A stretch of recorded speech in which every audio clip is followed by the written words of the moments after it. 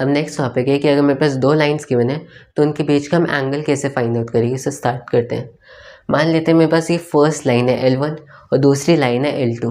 मुझे इनके बीच का एंगल फाइंड आउट करना है। एक लाइन के बारे में मुझे क्या क्या इन्फॉर्मेशन पता होती है।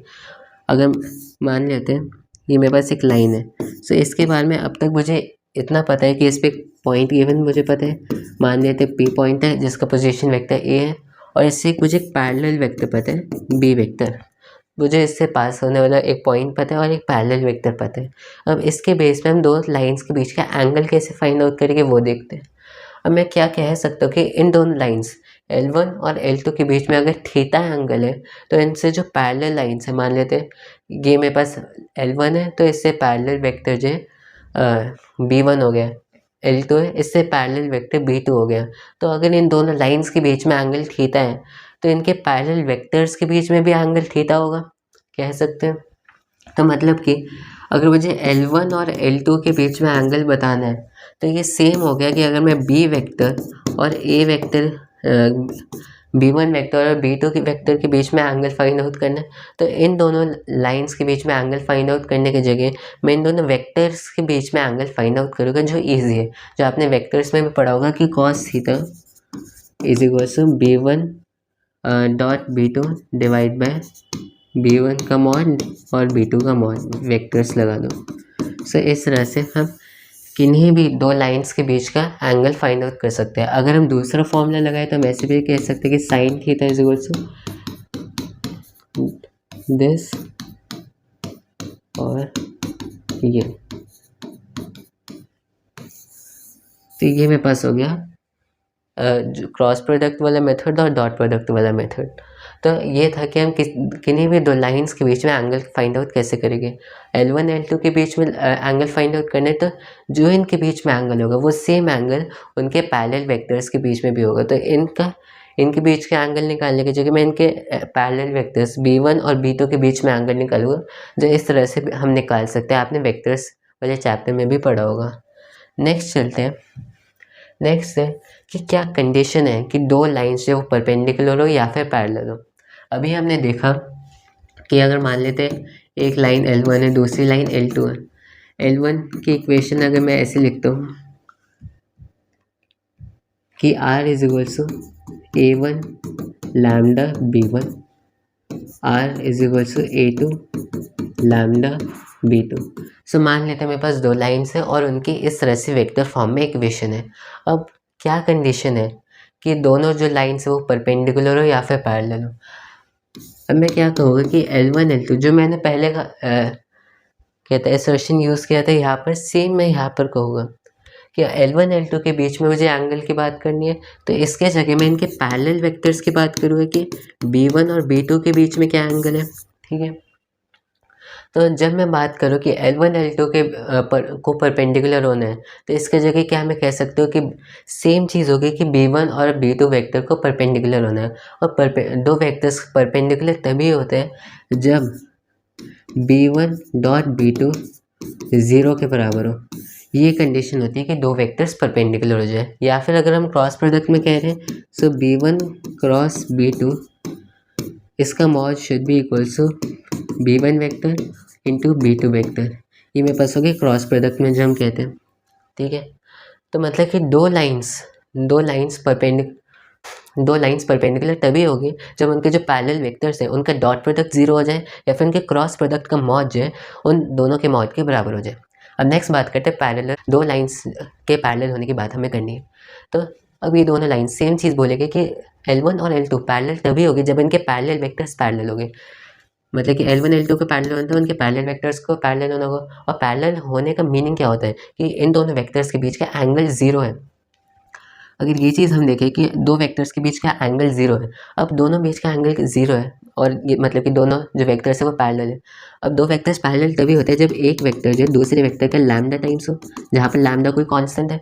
तो ये मेरे पास कंडीशन आ गई दो लाइंस के पैरेलल होने की कि L1 और L2 एक दूसरे के पैरेलल हो गए इफ़ L1 जो उनका पैरेलल वेक्टर है B1 जो है लैम्डा टाइम्स है B2 वेक्टर के, तब मैं कह सकता हूँ कि ये दोनों लाइंस पैरेलल हैं। अगर मैं इसी चीज़ को कहूँ डॉट प्रोडक्ट में तो फिर B1 डॉट B2 का जो मॉडुलस है वो B1 और B2 के मैग्नीट्यूड के प्रोडक्ट के बराबर होना चाहिए।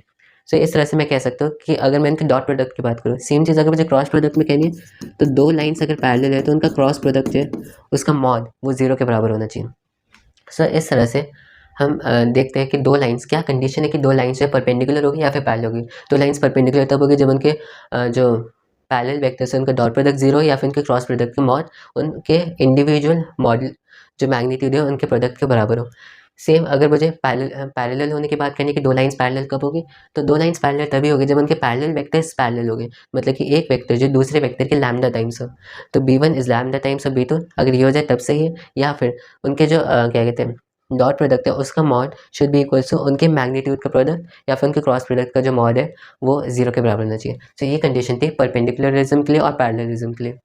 नेक्स्ट है, तो अब नेक्स्ट टॉपिक है फुट ऑफ परपेंडिकुलर, मतलब कि इस 3D स्पेस में मान लेते हैं मेरे पास एक लाइन गिवन है और एक पॉइंट गिवन है जिसकी हमें लोकेशन भी पता है। तो अगर मैं इस पॉइंट से एक परपेंडिकुलर ड्रॉप करूँ इस लाइन पे, तो जिस पॉइंट पे मीट करेगा उसे हम कह देंगे फुट ऑफ परपेंडिकुलर। अब वो जिस पॉइंट की लोकेशन में कैसे फाइंड आउट करूँगा तो अब हम वो देखने वाले हैं। अब फुट ऑफ परपेंडिकुलर निकालने का कंसेप्ट कोऑर्डिनेट ज्योमेट्री में क्या था वो देख लेते हैं। मान लेते हैं मेरे पास एक लाइन है ax plus B Y plus C is equal to 0 और मेरे पास एक पॉइंट गिवन है X naught comma Y naught. अब मैं अगर इससे परपेंडिकुलर ड्रॉप कर लेते हैं, मान लेते हैं कि फुट ऑफ परपेंडिकुलर मेरे पास m आ गया और इसकी लोकेशन जो है अल्फ़ा कॉमा बीटा है। अब मैं अल्फ़ा कॉमा बीटा मतलब इस पॉइंट m की लोकेशन फाइंड आउट कोऑर्डिनेट्स कैसे फाइंड आउट करूँगा वो देखते हैं। तो इसके लिए हम दो कंडीशंस निकालते थे। पहला कि हम यहाँ पर देख सकते हैं कि पी एम जो है वो परपेंडिकुलर है इस लाइन से। पी एम और ये लाइन दोनों परपेंडिकुलर है। यहाँ से मैं क्या कह सकता हूँ कि इन दोनों के स्लोप्स का जो प्रोडक्ट है उसे -1 होना होगा। तो पहली कंडीशन है कि m1 dot m2 is equal to -1।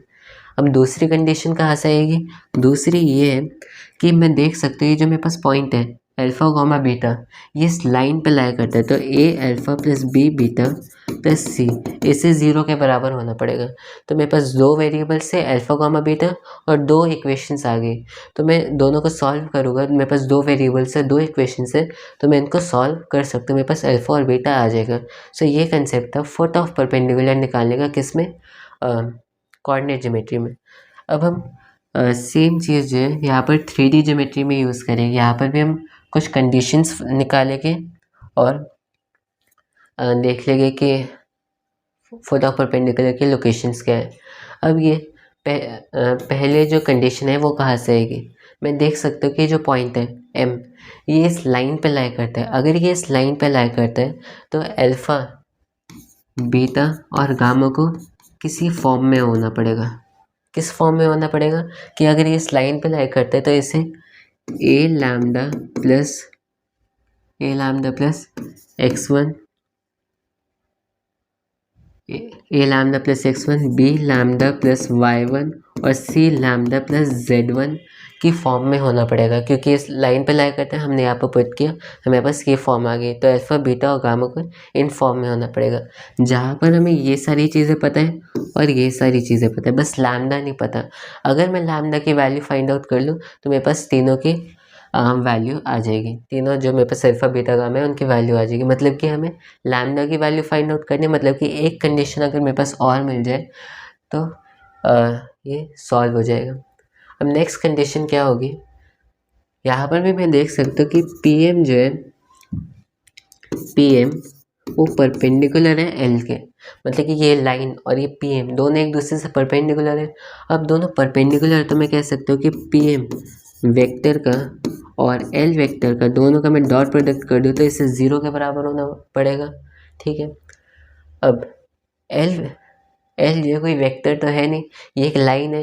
तो अगर मैं एल वेक्टर कह रहा हूँ तो इसका मतलब है कि इससे पैरेलल वेक्टर, अगर मैं इसके जगह इसका पैरेलल वेक्टर कह देते हैं कि पैरेलल वेक्टर बी एम, तो मतलब कि पी एम और बी दोनों का डॉट प्रोडक्ट उससे 0 के बराबर होना पड़ेगा। पी एम वेक्टर किसके बराबर है? दोनों को मैं माइनस करूँगा तो फिर alpha minus L I cap plus beta minus M J cap plus